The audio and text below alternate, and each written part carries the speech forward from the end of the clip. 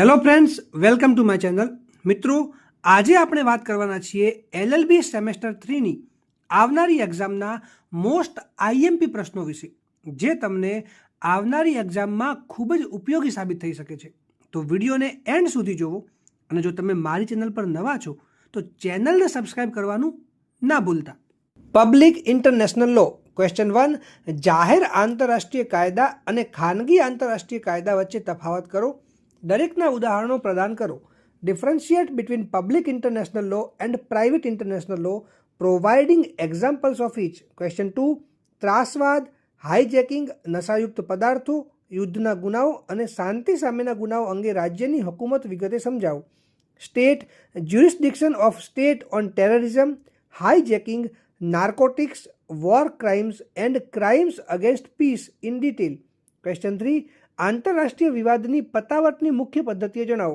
Discuss the means of settlement of international dispute. Question 4, આંતરરાષ્ટ્રીય કાયદાની વ્યાખ્યા આપો.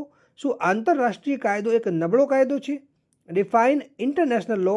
Is international law a weak law? Question 5, આંતરરાષ્ટ્રીય કાયદાના અમલીકરણ માટે આંતરરાષ્ટ્રીય આતંકવાદ અને સાયબર આતંકવાદ દ્વારા ઊભા થયેલા પડકારોનું વિશ્લેષણ કરો. Analyze the challenges posed by international terrorism and cyber terrorism to the enforcement of international law. Question 6, રાજ્યની સાર્વભૌમ સમાનતા અને બિન હસ્તક્ષેપના ખ્યાલને વિગતે સમજાવો. Explain the concept of sovereign equality of state and non-intervention.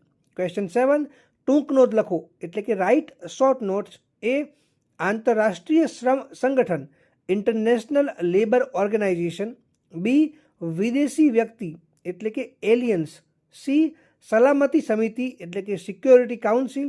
અને ડી, પ્રત્યારોપણ એટલે કે એક્સ્ટ્રેડિશન. મિત્રો, જો તમને કોઈ બીજો પ્રશ્ન હોય તો તમે કમેન્ટ સેક્શનમાં મને પૂછી શકો છો.